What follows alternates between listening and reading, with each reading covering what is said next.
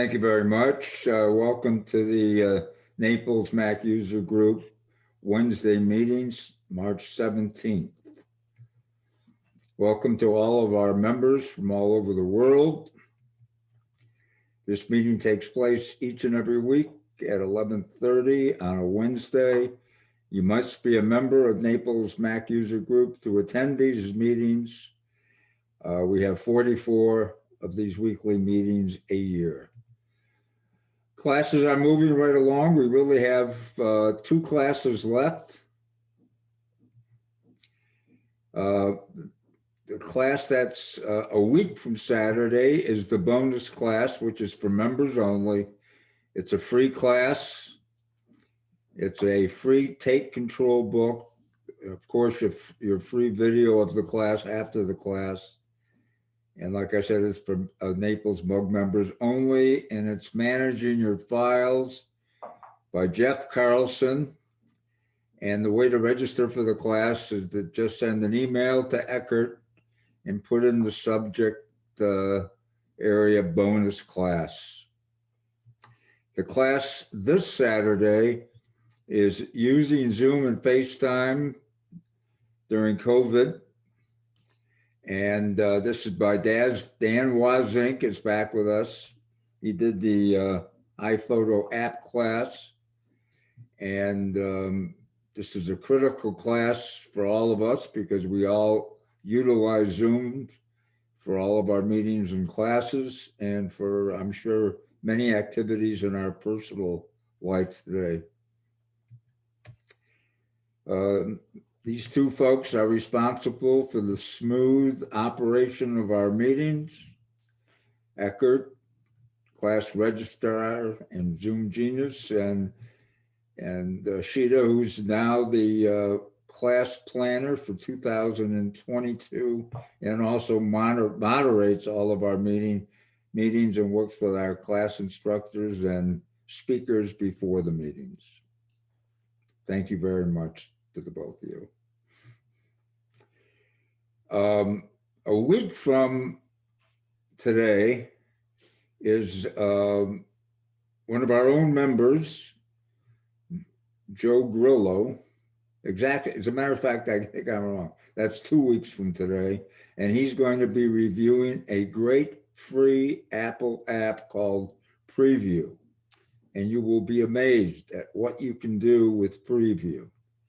It's many of our members rave about it, and many of our members have no idea what it does. And Joe will take us through many of the features of Preview, and you will be shocked at what you can do with it. The meeting next week is Dennis Giacomo, and Dennis just sent me an email this morning, and he will be covering these 4 points down below: SSD drives and the mega importance of multiple backups, forensic recovery failures, especially with data encryption enabled, third-party antivirus, anti-spyware, and disk utilities are not needed and can cause problems with the behavior of your Mac. And the current trends in identity theft and fraud. So there will be a lot of discussion about a lot of things in this meeting. And please bring your questions that deal with any of these issues. Today's meeting is by our Dale Stephan, who is our member from Saginaw, Michigan, who's president of the Mackinac Mac Users Group in Midland, and a member of Naples Mac User Group. And it's all yours, Dale, and welcome and thank you very much. Excuse me, George, before we hand it over to Dale, I would like to make a 2-minute comment. I have a reason to do that because today is an anniversary. And please spare these 2 minutes with me. It's a year ago in mid-March that the nationwide lockdown began. The Naples library was closed. and Naples MUG had its very first full Zoom meeting. Wayne Mertz gave a presentation on hearing devices. It was pure serendipity that we were able to use Zoom ahead of anyone else in our industry. We began to test Zoom in the late 2019s to replace the cumbersome photo equipment that George Rubin used to record our Wednesday meetings. We soon discovered the tremendous potential that Zoom offered to improve video and audio quality and to reach a much greater audience for us. In mid-March a year ago, we were ready to continue our course. COVID-19 could not stop us. Now, a year later, we are different. We have become an attractive international organization and are growing. Our meetings and classes have reached professional standards. Since last March, we have conducted 46 Wednesday meetings and 10 classes with Zoom. One additional personal observation. Zoom certainly has had a significant impact on our society. Personally, for a year now, I have worked very closely with many members of our organization, meeting them only over Zoom. We no longer meet physically and perhaps never will again. And yet, we have mutually established a great working relationship thanks to Zoom. A year ago, this very concept was unthinkable. Our world has found a new exciting form of togetherness. Is virtual our new virtue? Am I missing the physical meetings?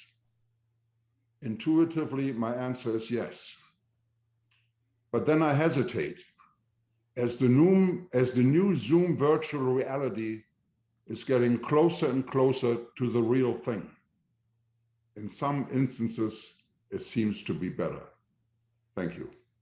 And now it's all yours, Dale.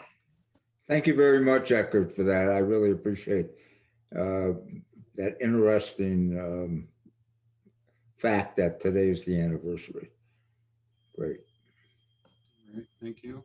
I'll start sharing as soon as George stops sharing. Okay, Dale, your voice is very low. Okay, I'll speak louder. Okay, so let's get started. It's still very low, Dale. All right, I'll sit closer. I'm planning on covering the following items. Is DuckDuckGo a search engine or a browser? And why would I even want to use it? So, okay, how does it work? And is it good? Is it as good as Google search? And if you say, okay, I'm sold, then how do you install it? And what if I don't want to load yet another app on my device? Can I keep using Safari? And finally, what about my iPhone? So DuckDuckGo is a search engine that offers their own browser, and they're also an add-in extensions for some existing browsers. DuckDuckGo provides privacy. You can see from the numbers here that they have been around for 12 years and are close to 2 billion searches each and every month. DuckDuckGo makes their money through search ads. For example, if you search for a dishwasher, you'll still see ads for dishwashers. So they do sell these ads, but what doesn't happen with DuckDuckGo is that the dishwasher people don't know who you are. So they only know that someone is searching for a dishwasher. So you won't see ads for dishwashers when you go to, say, Facebook.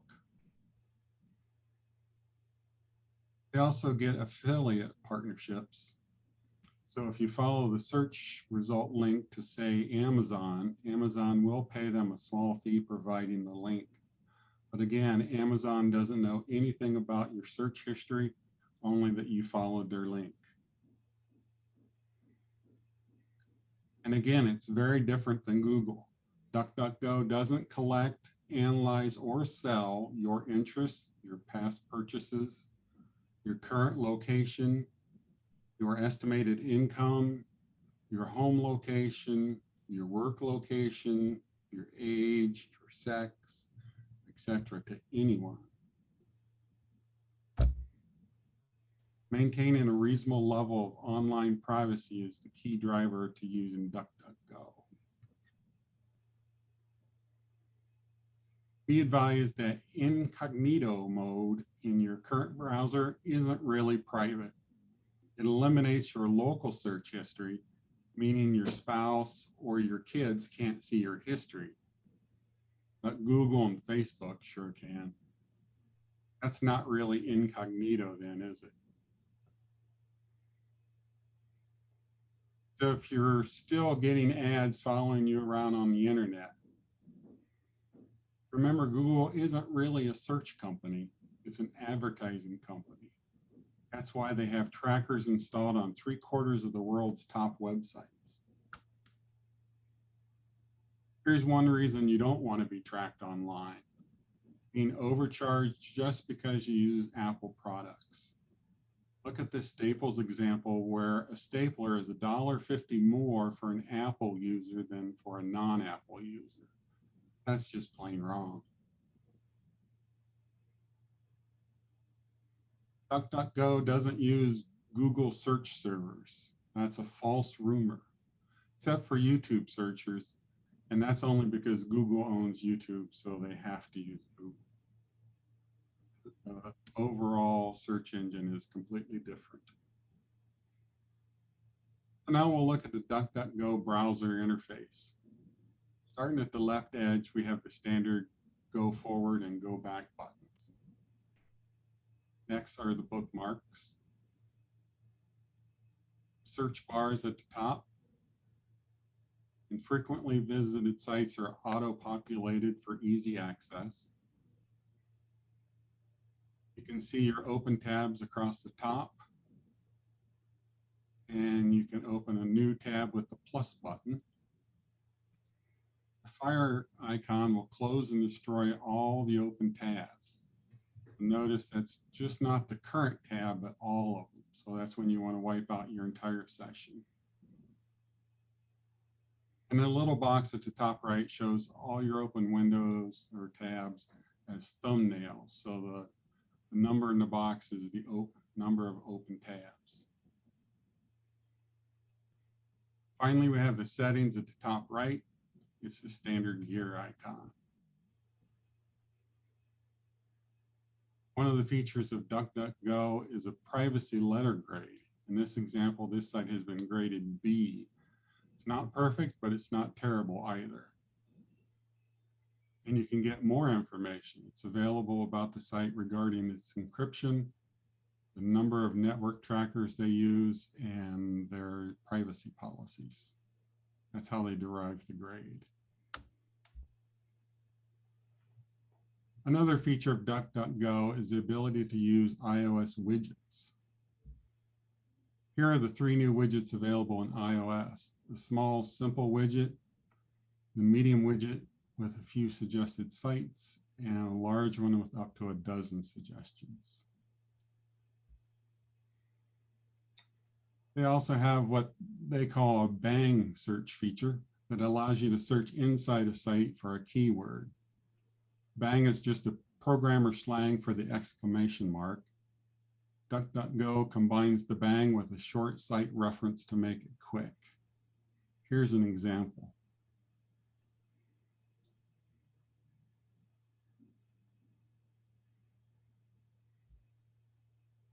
So again, bang searches are within a specific website instead of across all websites.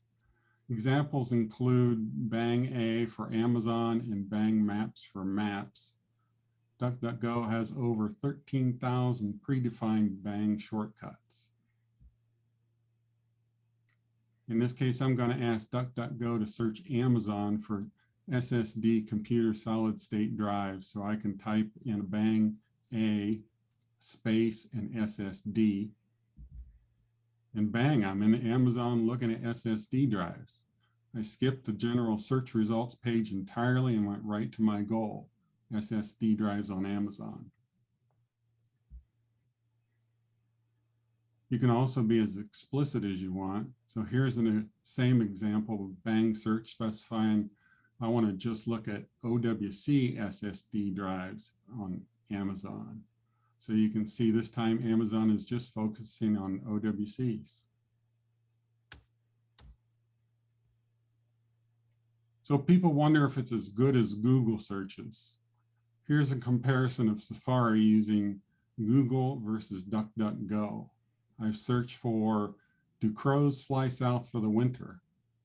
So I'll zoom in. We see quality references from both search engines and significant overlap. Google is on the left. Both show Cornell and phys.org on their first search results page. I find both search engines to be quite good.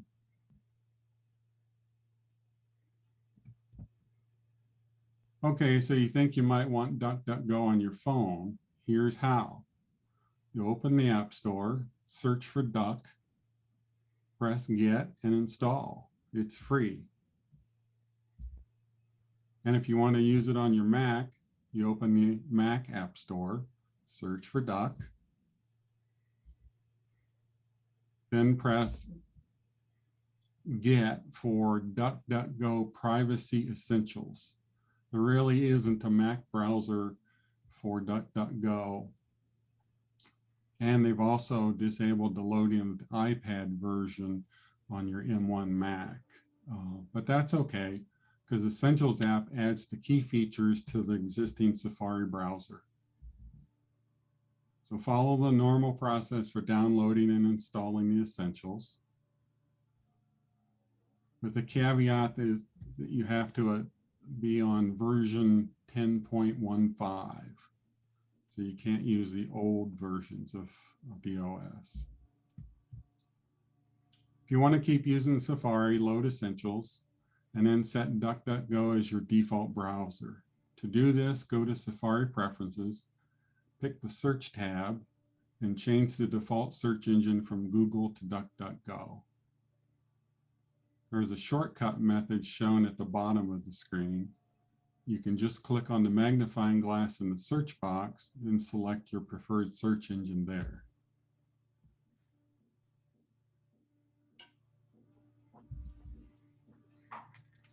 iOS has the same ability to select the default search engine, but here the preferences are in Settings / Safari, and then look for the search engine and change it to DuckDuckGo.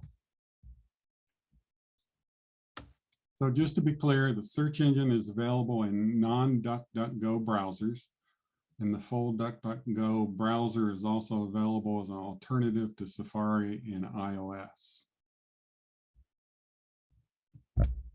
In summary, DuckDuckGo offers both a search engine and a browser for more complete privacy. It's one of the top-rated online privacy tools available. It works similar to Google, but without all the ad tracking creepy part, and it works with major browsers. I highly recommend DuckDuckGo, although I don't like the name. So that's it in a nutshell. Do we have any questions?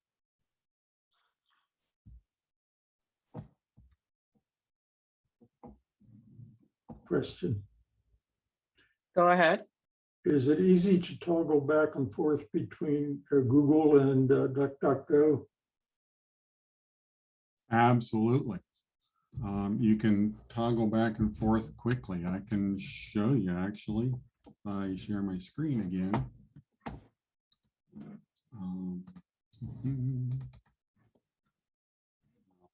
Safari up.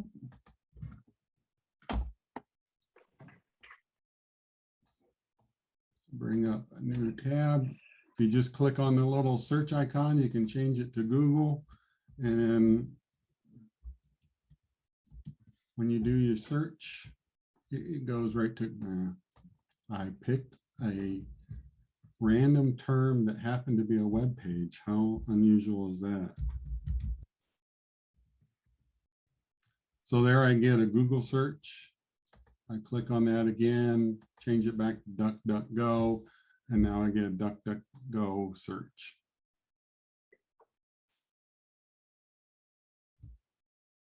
You can use others too.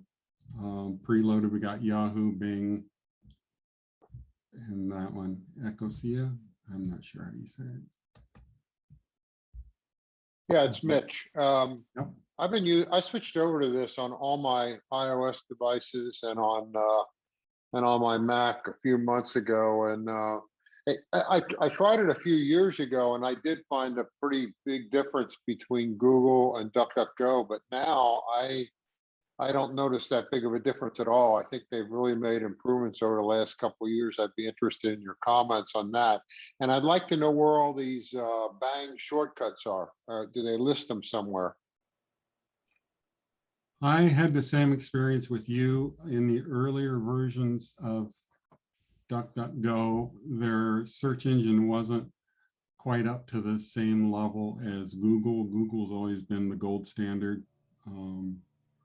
But now I find that everything I'm looking for is available usually on the first screen using DuckDuckGo, and I don't have to go back to Google. I think they just finally progressed over time and reached that level. With regard to all the Bang searches, if you go to DuckDuckGo's homepage, they will show you the searches or the Bangs, and somewhere on here.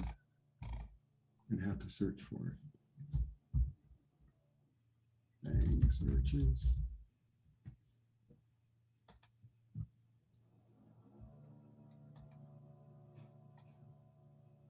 So there's where I copied the page, and they have them broken down by category, so you can just search for them there. All right, thank you. All right, Sharon. Sharon, can you unmute yourself and ask your question, please? Hi, so what if you use Chrome for your browser and search? I teach history with one of the local universities, and I use Chrome for the school software. So can I still use DuckDuckGo? Well, I wouldn't see much of a point in using DuckDuckGo if you're using Google's Chrome, because that provides them with all the tools to continue to track you regardless of which search engine you're using, because they actually have access to all that data. Is DuckDuckGo even available in Chrome? Not to my knowledge, but Yeah. could be wrong. Did you show how you can set, I may have missed this, how you can set DuckDuckGo in the Safari browser?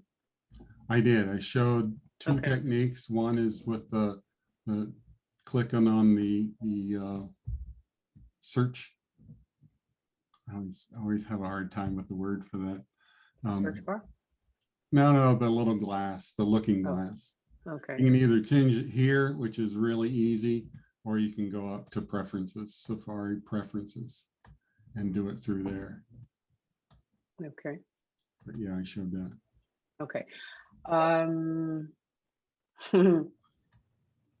Marcia, can you please unmute yourself and ask your question?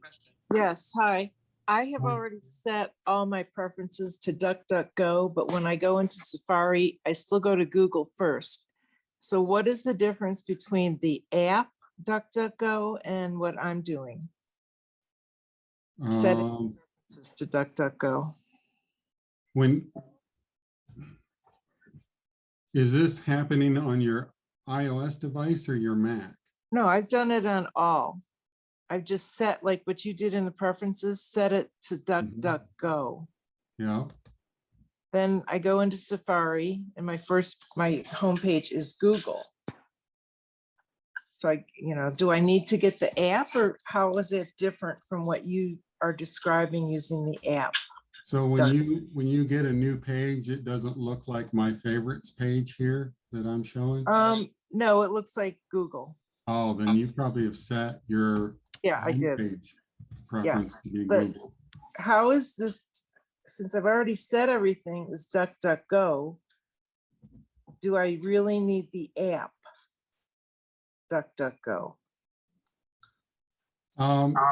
They recommend that you load the Essentials extension in terms of using it with Safari because it has better control over the security. On your iPad, no, you don't need to use the DuckDuckGo browser. Okay, It's purely your own call there. so get the extension in Safari. Get the extension for Safari, yeah. Okay. It'll load and it'll be transparent after that. All right, thanks.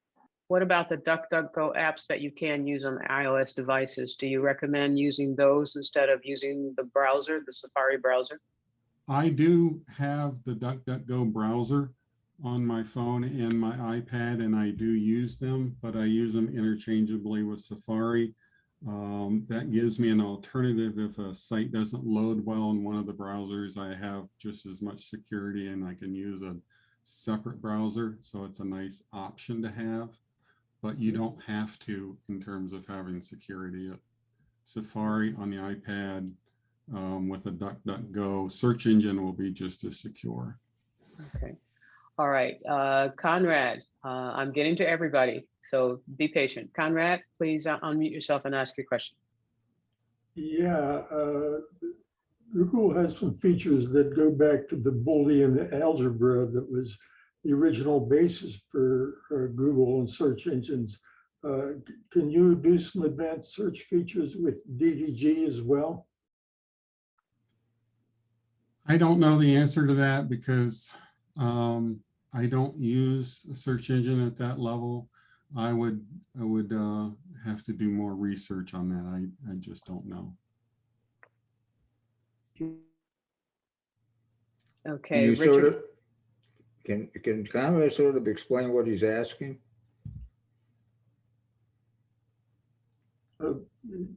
You're asking me, George? Yeah. The logic of Google search engines and all search engines goes back to the fundamentals of Boolean algebra, which has simple and or operators, and from there is where Google took off and made it user friendly. Okay. Okay, Richard Cox, do you have a question? You unmuted your mic. The problem with DuckDuckGo is it uses Bing and Yahoo as search engines, and they're just crummy. Before we had this session, I rechecked, and if you do a search, Google wins hands down. But you can use Google without it tracking you through Start Page. It is the same as DuckDuckGo, but it uses Google as its search engine, just stripping out the identifiers like DuckDuckGo does. But you get Google search results without Google tracking you individually. Okay. All right. Were you familiar with that, Dale? No, and I quite frankly, I don't trust things that Google says they're doing or not doing. So Google isn't saying this. It's Start Page. One word. It's a European company. Their whole business is the same as DuckDuckGo. okay. They just use the Google search engine, but they strip out the personal identifiers, and it's the same procedure. They make money just like DuckDuckGo off generic advertising, but not specific to you. But it's the best search engine. Okay. So it's an alternative to DuckDuckGo. All right, Richard, can you put some information about that in the chat? Can I put a link in there? Yes, you can. Yes. Mhm. Okay, there's a link. Let me see if I can. I'll put a link in there. All right, thank you so much, Richard. Start Page and a comparison of it in DuckDuckGo. Okay. Great. All right, James Corsica, can you unmute yourself and ask your question? I'm sorry if this is similar to Marcia's, but I'm a little confused by it. When I go to settings for Safari and search engine, DuckDuckGo comes up as one of the choices along with Bing and Yahoo and Google, but I never did anything to get DuckDuckGo. Right. Apple offers you the choice now to have the additional search engines. I believe they're the ones who pre-populated that list. Loading the Essentials application on your Mac just provides more background tools for Safari. You don't have to have the Essentials in order to use the search engine. So that's why it shows up. Okay, thanks. Mm-hmm. All right, Alan, can you unmute yourself and ask your question? Yes. Can you tell me how Bing compares to Google and DuckDuckGo? I've never found Bing to be up to the same par, although it's not a bad search engine. But as people have noted, Google really is the gold standard of search engines. But my concern is that we pay a price for using it. I've used Bing often. In some ways, they find different videos, so they're good if you're looking for different images or videos to leverage for a web page search. Because sometimes I need references for cars that we're going to be presenting at SAE. So I'll use Bing for that. But for my general searches, I've never been all that happy with just using straight Bing. Does Bing sell like Google or sell like GoGo? To my understanding, I'm not an expert on Bing, but they're making their revenue similar to how Google is making the revenue. Google certainly has more across the web tracking, so they know everything you've purchased at any major site. I don't know that Bing goes to that level, but they can certainly tell where you live. They can certainly estimate what your net worth or income is based on the neighborhood you live in, and those type of features. And they can start cross-referencing you with Facebook. Thank you. Robert Kennedy, can you ask your question? Yeah, it's not so much a question as a comment that in system preferences, general, you can also choose your browser. And if that sits on one or the other, that might cause some confusion. Oh, that's a good point, because if you're opening a link from like an email or a messages or even your calendar, it's going to pick that default browser. So that's an excellent point, Robert. Can you show that, Dale? Oh, sure. I have to look for it. Sorry. Oh, where was it, Robert? I'm sorry. System preferences. Oh, yeah, no problem. My mind goes blank when I start looking sometimes. Oh, that's all right. We'll wade you through it. Robert, where did you say it was? Bob, where are you? Bob Kennedy. He answered the question in range. General. And down there. Ah, there it is. Default. So Safari, Google Chrome, and Firefox default browser. So again, that's when you click a link in an email, which browser it's going to open. And then inside the browser is where it decides, or you tell it which search engine you're going to use. So it's a two-step process.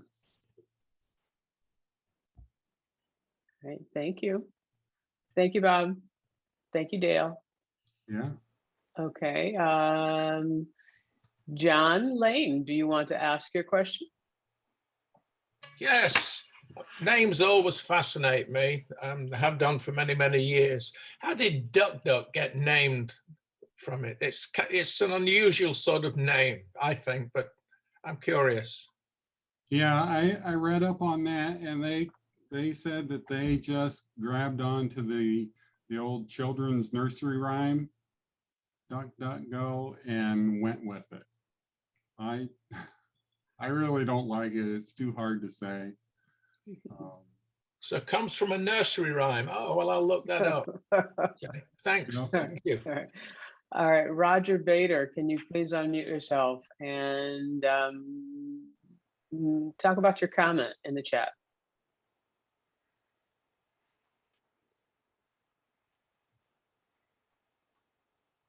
Roger Bader, still here? Roger, you're here. Well, I tried this space bar. It didn't work. Can you hear me now? We can hear you just fine. Go ahead. Yeah. Okay. And you're doing fine, Sheeta, but it's pronounced border, like Esther, Okay. without an L, just a B. Okay, great. Thank you. You bet. Dale, the question I have is, you made early on a comment that Facebook doesn't follow you or any of the other ones. Well, yesterday I had used DuckDuckGo. Now, to be fair to you, I need to go into my settings and look to see if I have everything set the way it should be. But I had used DuckDuckGo, and I use that all the time. And I am getting kickback from going into a specific website, and I'll tell you the one that I used, that I looked at, and what has occurred. It was Wolby Parker, which is a optical lens outfit that you can get at home. After that, on Facebook, I'm getting a flood of optical advertising for different ones that I've never even heard of. And I had not gotten anything from them prior to me using DuckDuckGo for a specific thing. Now, I did go into their website, other than the Bang, like you talked about, which I wasn't familiar with. So it wasn't Amazon that came back. It was, I don't remember. I didn't open them up, so I don't want them following me either. But it seems to me that something from DuckDuckGo is getting to someone, and they're following, then they're putting it on my Facebook. Thank you. Okay, thanks for your comment. I suspect it was a tracking feature from within the website you visited. So if you do use DuckDuckGo and then go visit one of those major sites, if Google has a tracking feature there, they will know that you visited that site, regardless of whose engine you use to search. So there's still that end run that Google makes. The difference is Google wasn't aware of the number of searches and the number of sites that you rejected before you went to the final site. So they don't know your search history. Okay. It's not a perfect solution, but it's a step in the right direction. Yeah. Well, it's not coming directly to me in email form, which I'm thankful for. So it's something that I can ignore. I ignore most of Facebook anyway, but it's something that I can ignore very easily. It's when they start sending it directly to me, then I start getting really upset. So, and I have not had that with DuckDuckGo. I get nothing directly, knocking on wood, so far from using them as a search engine. So that part I'm thankful for, but otherwise, okay, thank you. I appreciate it, Dale. And I do find the tracking a little creepy. I don't have a problem with personalized ads per se, if I'm looking for something I want help with.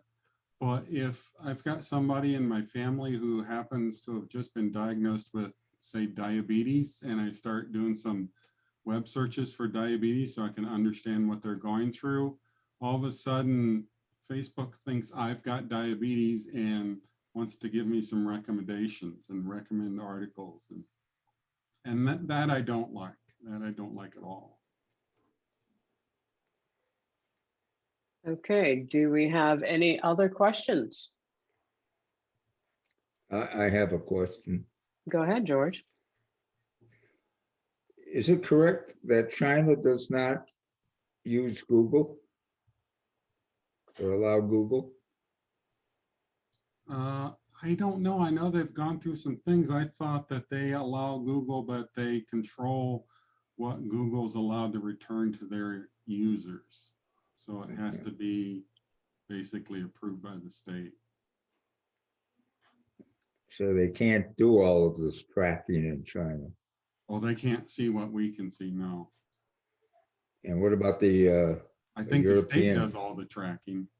But What I about mean, what about the European Union? EU? Yeah, Um, different rules. it's definitely different rules. I think they're probably between us and China. They do have more restrictions, but like you see with all the pop-up permissions for allowing them to track you or add cookies, everybody just clicks yes, and they've found a way to work around the restrictions in the EU. Do you think in the future in the United States, there will be any controls on this? I really doubt it. We're too strong of a capitalist country to stop companies from making money off of people. It's too lucrative. Out of curiosity, I also had a question about this program, if I could. Go ahead, Alan. I'm kind of curious, is this a publicly owned company?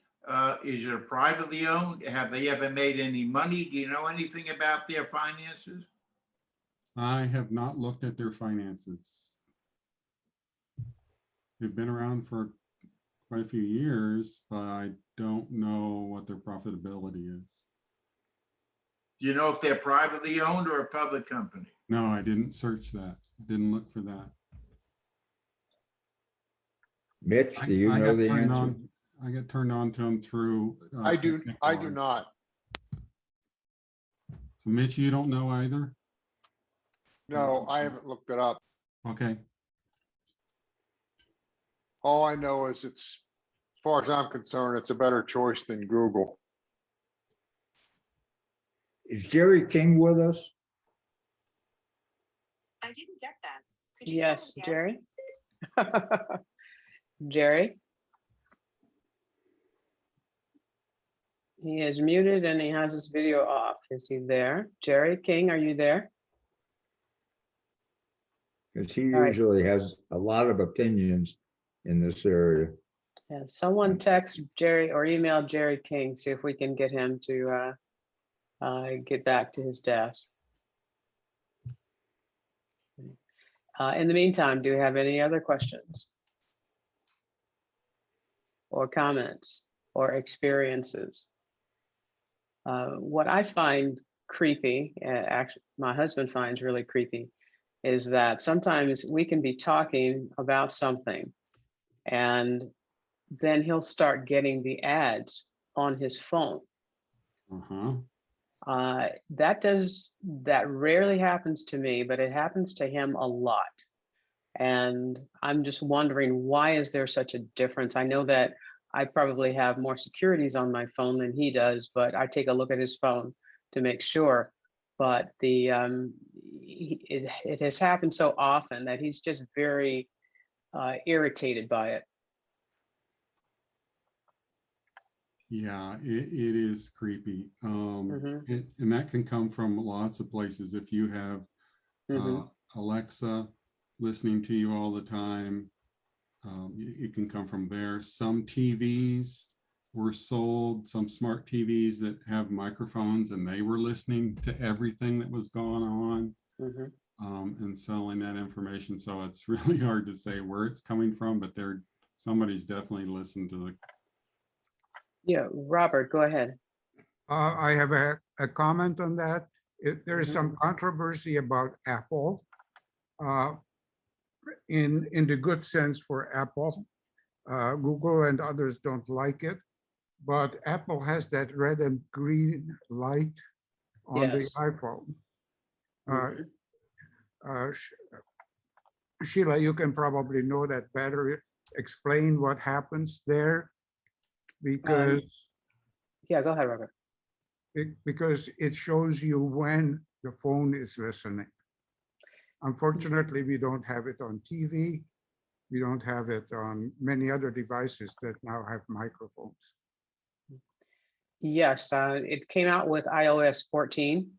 When your microphone is on, you will get an indicator at the top of your screen. I believe for the microphone, it's either green or red, depending on if your camera is on or if your microphone is on. There's now an indicator on your iPhone that lets you know that it is being used. So the green light indicates that somebody is listening. The green light indicates that the app that is active is listening. Let me see there, and someone just asked, we just did something about that recently. But there are two lights that come on. If your camera is on, if an app is using your camera, or if an app is using your microphone, you will be notified by that green or red dot that will appear at the top of your iPhone screen. So it's there. If you have iOS 14, it is there for you.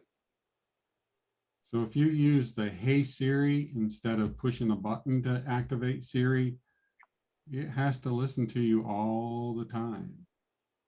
And Alexa has to listen to you and send that off to Google all the time in order to determine if you said, Alexa, turn on my lights. Mm-hmm.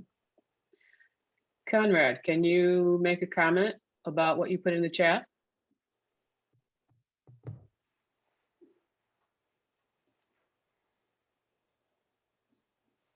Conrad, are you there? If you are, we can't hear you. All right, Conrad. Yes, we can hear you now. Go ahead. Okay, that space bar didn't work. Regardless of which search engine you use, the AND operator, AND, conglomerates a lot of terms and makes your search very specific. I recommend that one little word very highly. I didn't quite understand what he said.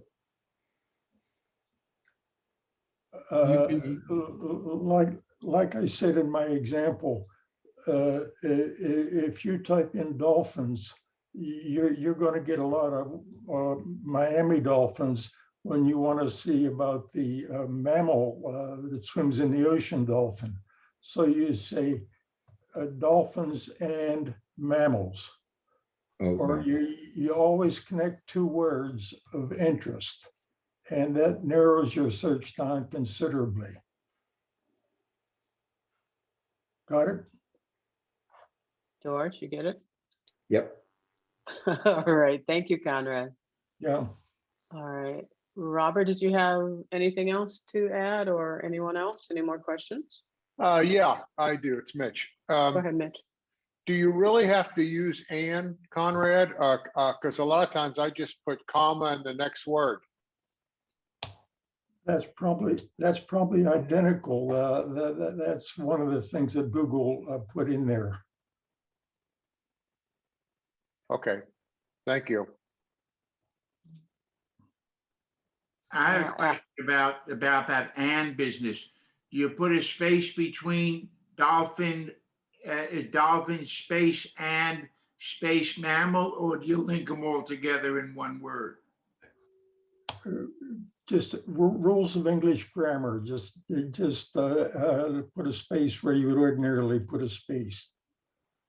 Thank you. All right, Jerry King, are you back yet? All right, still no Jerry. Okay. Victoria, can you unmute yourself and make a comment about what you put in the chat? Yes, thank you. I just was making a notice or noting that if you're researching, when I've used Google, and I honestly don't use DuckDuckGo very often, but when I use Google, they do have a way for you to limit what you're trying to find. And if you put in dolphins and mammals, you will get fewer than dolphins alone. You can also, there's a hash or something that you can put in against the word Miami, and that'll prevent you from getting the Miami Dolphins thing. The other thing I do, just because I'm lazy, is I do a time frame limit of 1 year. I figure most of what I'm looking for is not going to be older than a year. And if it is, then I'll go and look for it. So I try to limit the time frame as well.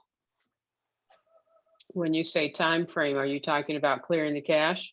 No, I'm talking about in the top of when you go up to Google and you put in the search that you're doing, on the right-hand side under that or above all the stuff you get is a thing that says, I think, timeline. I don't have it open right now, but it says time, something like. Can somebody show us that? Yeah, well, let me pull up a quick search engine. Okay, it says if you put in the opening or in the area where you're searching, it says tools. That's it. If you do tools. Can you share your screen, Victoria? I don't know. I've never done it. Let me see. Let me see. Let me see what I can. Yeah, I can, except now that the other. Yeah, Victoria's going to do a meeting in December. Yeah, so I have to learn. That's right. I know that. Right. I know that. Click on the, there you go. Can you see it? We can see it. Oh, good. All my secret stuff too. Yes. Okay, I go to tools, you click on that, and then you get over here anytime, okay? And that's where you can limit past year, for example. That's what I do. And then you can do all results, and you can look for the specific words that you're using, etc. So, or that you can limit the things you're looking for. For example, if you're looking for books, or whatever. So I found that a good way to mean that I don't have to go through a billion results. Oh, okay. I was, go ahead, Victoria. No, you go ahead. What did you think I was saying? No, I actually, I guess my mind was somewhere else. I was thinking about your search results, and when you said a year, that's how long I keep my search results. And I was wondering, I was going to pose this to Dale. Would it make a difference? Let's say if we do just use the regular, if we do use Google, would it make a difference if we cleared our cache out more often? Yeah, that's a good question. Theoretically, it would. If they truly use your cache as their reference engine. What we don't know for sure, does Google copy your cache into the big database that you can't clear? Yeah. That's a good point, because once they get it in, I'm pretty sure they do. Yeah. Thank you, Victoria. Okay. Yeah, that was very good information, Victoria. Thank you. Take a look in the chat. Also, Wayne Mertz put a link. Wayne, you want to talk about the link that you put in?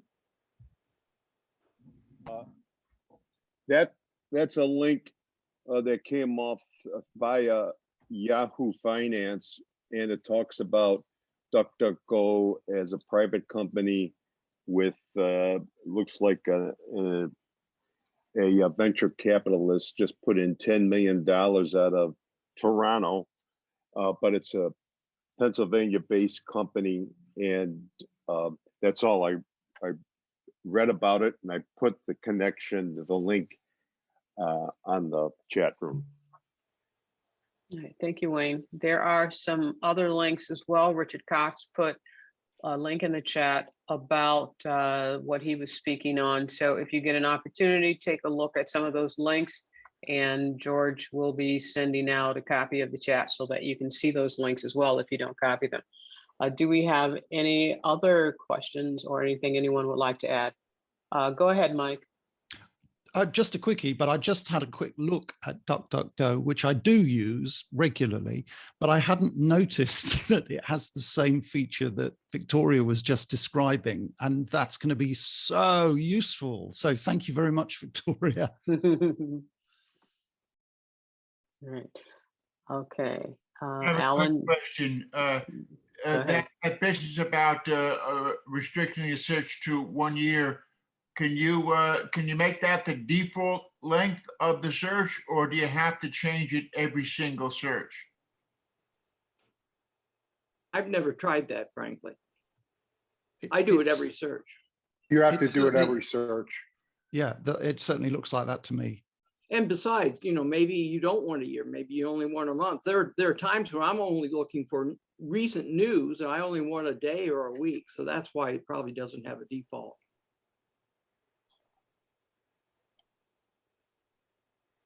All right, thank you. So what do we think the default is? Forever? As long as you're useful? Could be. It probably is a default, yeah, according to what Google assembles. So it could probably, I've never gone down to the 14th million page to find out what's there, frankly. Frank, you asked an interesting question in the chat. Can you unmute yourself and ask your question? Sure.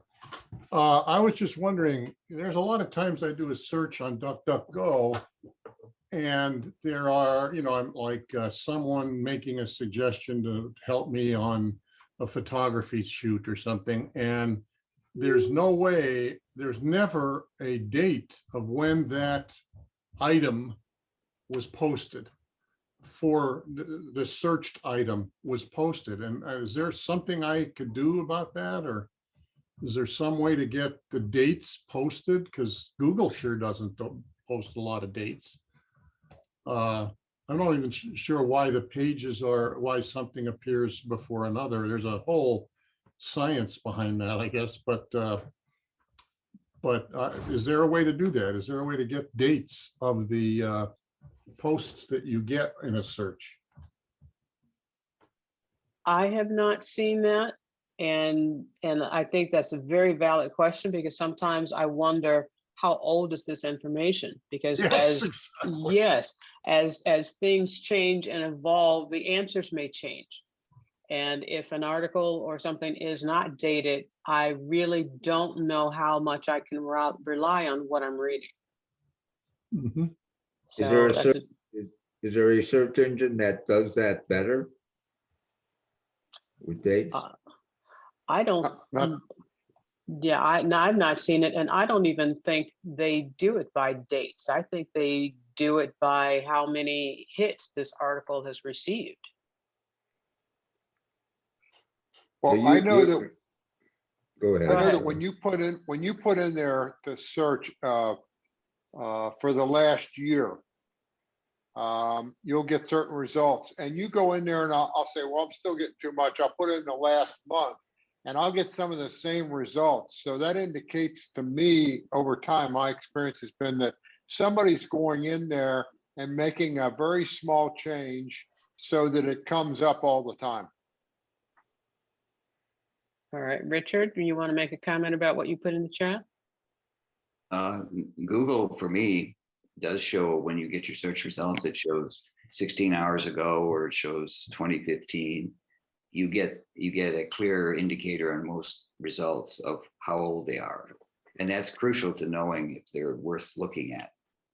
Also, on the Google search page, if you click the tools control, it shows you a choice of time period and their default is anytime. Okay, that's good to know. Okay, All so right, if it is any time, then it might be there. Okay. So Okay.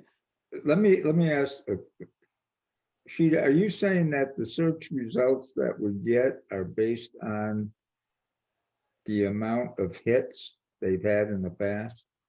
I think so. In some cases, I think so. Yes. Because they pull up, the search engine can pull up what it considers to be the dominant article, not necessarily what you consider the right article. And sometimes it's, if it's depending on the SEO, depending on the keywords, it's searching for the keywords that you put in, but it's still, I believe, also going by, hits and how many people have read this. So it may, it just may be popular. It may not be the right article, but it may be popular. That's why when I'm doing a search, I dig down into all of those results, because sometimes the result I'm looking for is not at the top. Can you, Anyone go ahead? as the, can one pay money to force a better search result? Can If anyone I'm the, answer that? if I'm, Yeah. if I'm the vendor, Yes, you can. and But George, there's a whole science behind getting you to come up near the top of the Google search. I agree, Sheeta, it's partially based upon how often, but how often is based upon a lot of other things. I had a sister who was trying to get hers to come up the top. It's a very, very, very complicated way to get it up there. But people make a whole business out of advising vendors how to get to the top. It's a very complicated algorithm. It's more than just how often. How often is a factor, but there are a lot of other factors as well. Right. Robert, did you have a comment? A very minor one. Just earlier, somebody mentioned Boolean algebra, and I just want to connect that for those who didn't understand what Boolean algebra is, with all the discussions that we had.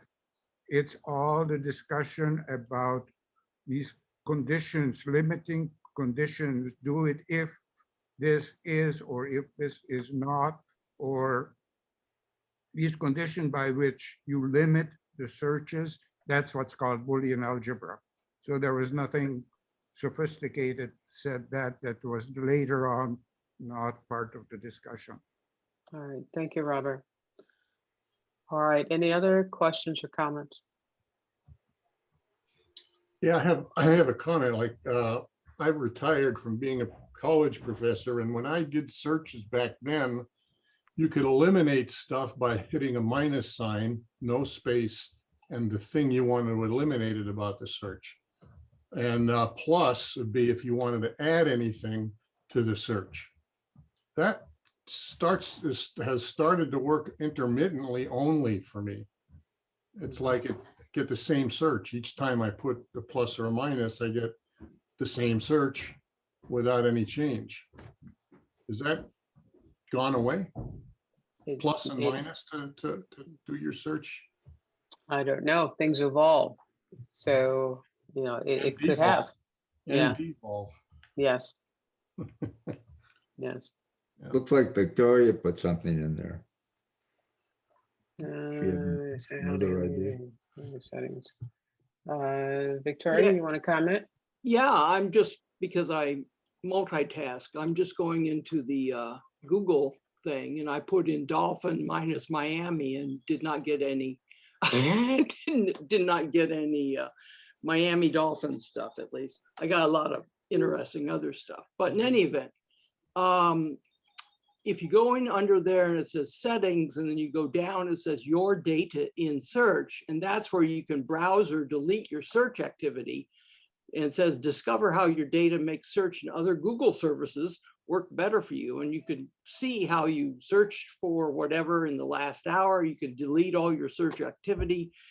I suppose other than that, which Google is stored somewhere for them to use.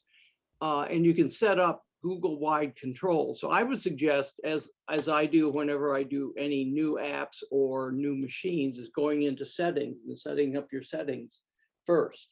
And you might want to do that in general when you're in Google and probably other browsers. Okay, thank you, Victoria. Sure. Wayne, go ahead. The one thing in genealogy searching that's been beneficial is in the Google search, you put the specific name in quotes that you're looking for.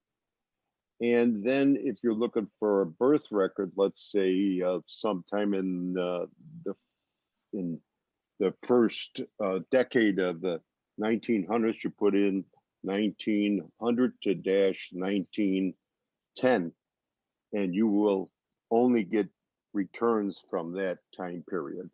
In parentheses, you put 1900, a parenthesis 1900-1910, close parenthesis. Thank you, Wayne. All right, any other comments or questions? And again, please take a look at the chat. We've got some interesting things in the chat for everyone. And So I should send that chat out with the video. definitely, I would send it out Okay. with a video. There's some Okay. good questions and some good information in here. Okay. right. One quick question. Did anyone look at Ecosia, ECOSIA, as a search engine?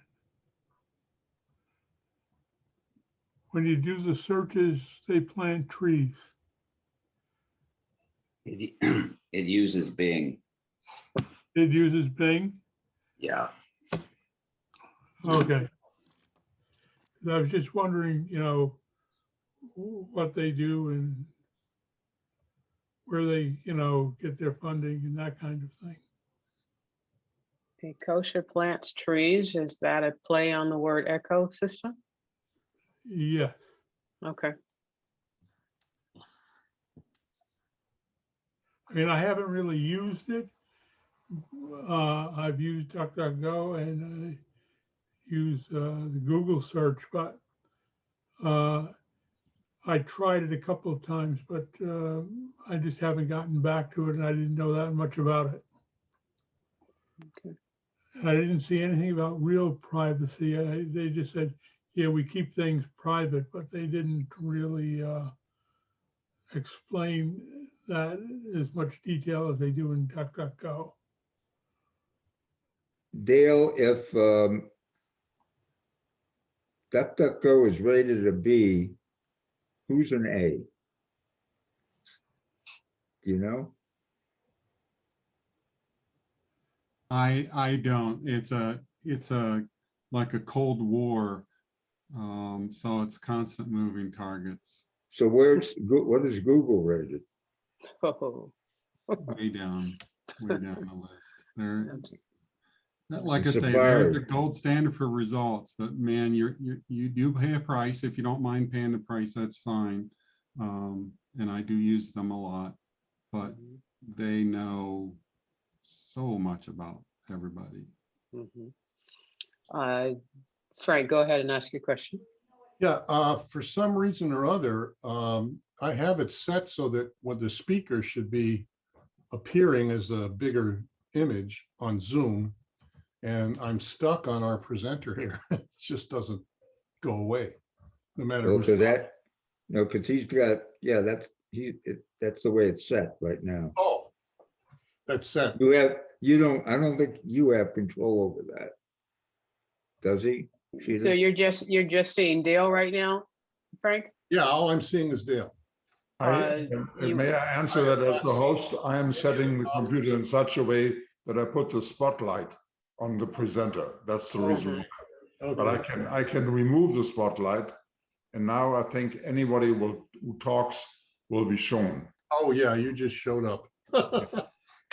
Okay, just wondered.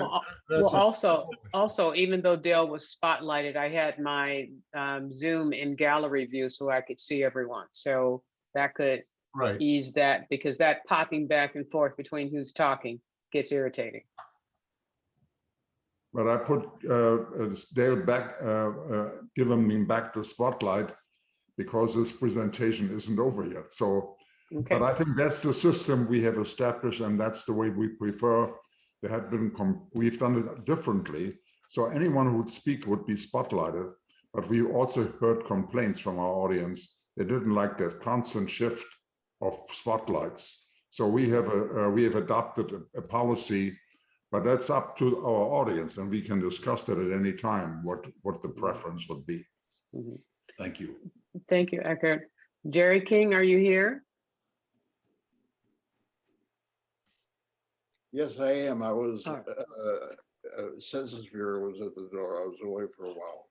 All right. George, you had a question for Jerry. No, Jerry, I thought this was a meeting that was right up your alley and wanted to know if you had any comments.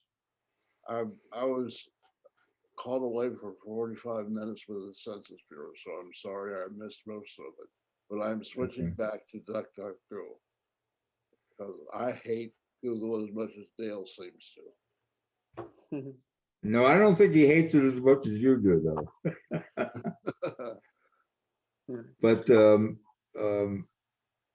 yeah, Jerry is very vocal in this area, and feels very strongly about Google is really a bad guy, and he has scared many of us, and that's why Alan? this meeting is very interesting. All right, Alan, you had another question? Yeah, I'm sorry for all these questions, but I'm an inquisitive type of guy. Go ahead. If you have a Gmail account or a Yahoo account, do they track you even if you use .gov? I mean, what's the relationship between the kind of account you have and the kind of tracker you use? Google, if you have a Gmail account, which I do, Google scans all of your mail and looks for keywords that they can use to track what you're interested in and who you're communicating with. That's the nature of why it's free. It doesn't directly link to your searches, but it's part of the database on you, so that that's information they can sell. Mm-hmm.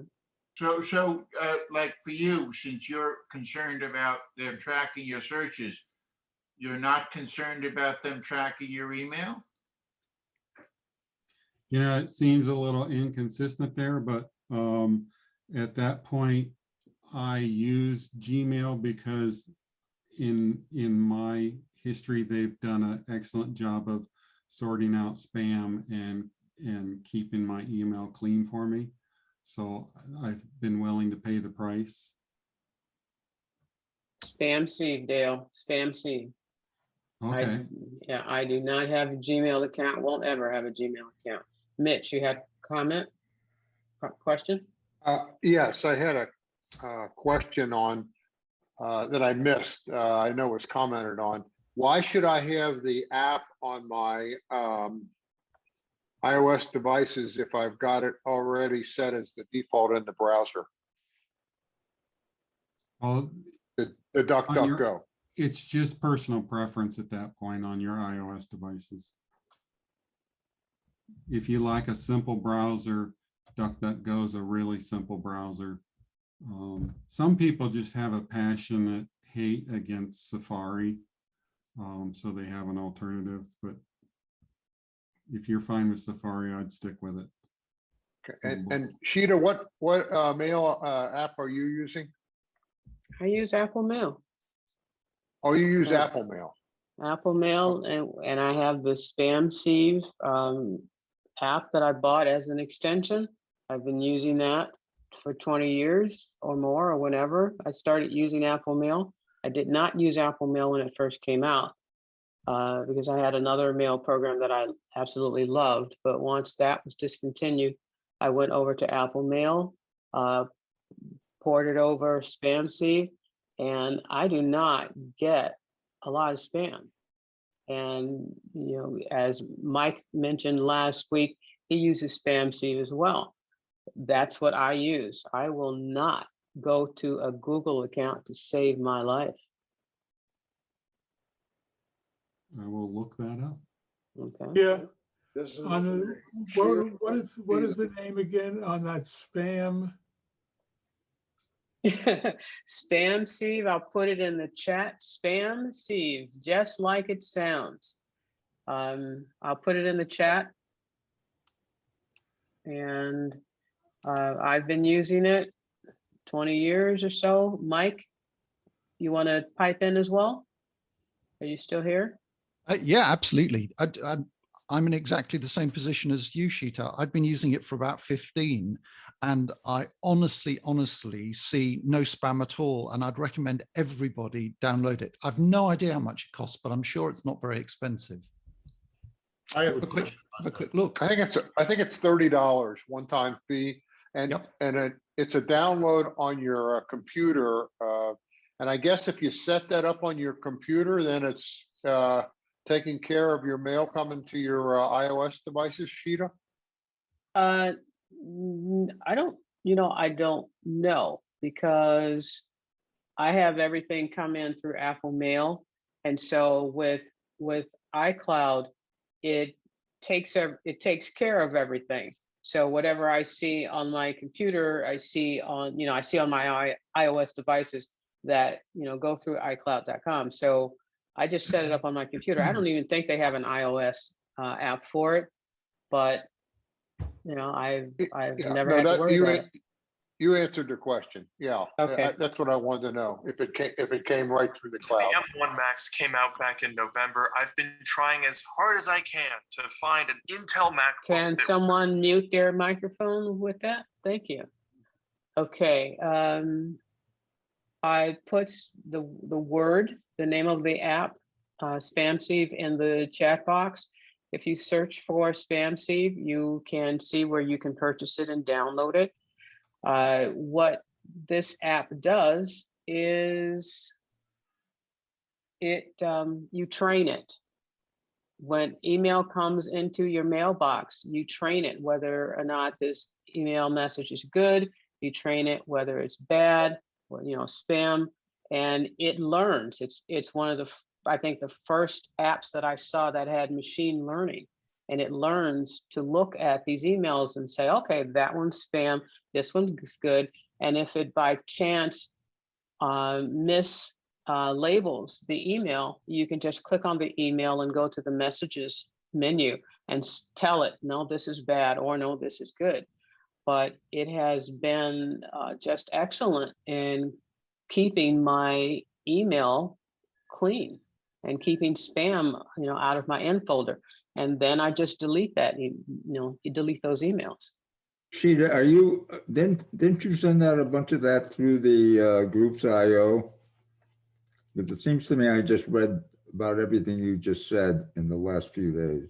Well, we talked about it extensively in the last couple of meetings. Right. Right. I think Mitch Mitch, did you post it online in the groups IO? Because I did not. But somebody did. I didn't post it. Someone did. Could have, But either way, it's a great program, and I highly advise. It's like a couple of those programs like iMazing and SpamSeed. These are some that if you have an Apple device, you need it. You need to have those. Anyway, it is 12:45. I thank you all. And George, it's all yours. All right. Thank you, everyone. And Dale, this sure stimulated a lot of conversation. And so it was interesting, although Dale ended his comments on DuckDuckGo about 20 minutes into the meeting lasted the full hour and 15 minutes. So it was a great meeting, a lot of back and forth. And you might want to turn off your mic, and we'll all thank Dale. Thank you very much. Thank you, Dale. Thanks, Dale. Thank you, Dale. Thank you, Dale.